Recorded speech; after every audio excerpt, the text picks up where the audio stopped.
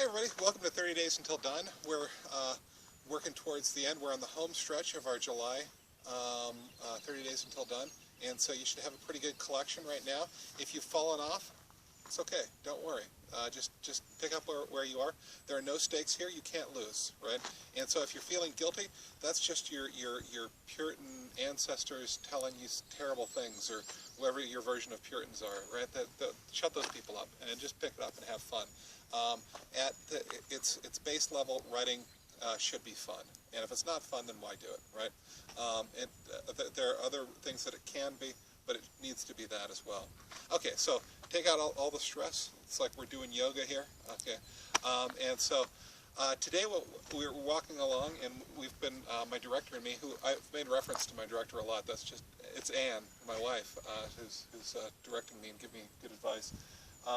And we've been looking at all these wildflowers, and in the wildflowers, there have been a lot of bees and a lot of hummingbirds, and they're fantastic to watch. We've tried to film some, but they're just too fast, of course, you know.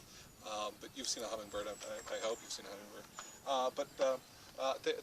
The hummingbirds and the bees have been really an important part of this ecosystem. And today what we want to talk about for our poetry prompt is the interrelatedness of the forest and the people who are in the forest, and us and the world, all that stuff, how we're all interrelated. So the bees rely on this, and we rely on the bees, and you know, all of these things have to exist together. There are all sorts of things that you could write about. If I were going to write about this, I don't know. Right now I'm just feeling drawn to my youth, and what kind of things would I write about?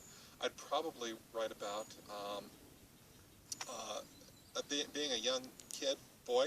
I didn't really like flowers, right?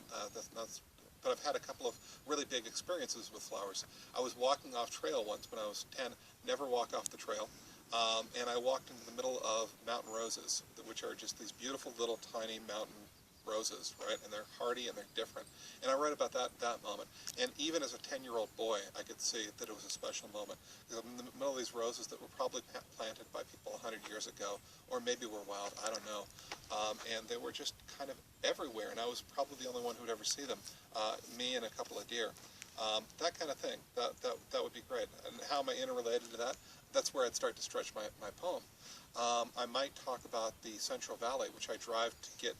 Central Valley of California. I drive from LA to here. I have to drive through the Central Valley, and it's just full of crops and, you know, people feeding the entire world from that place.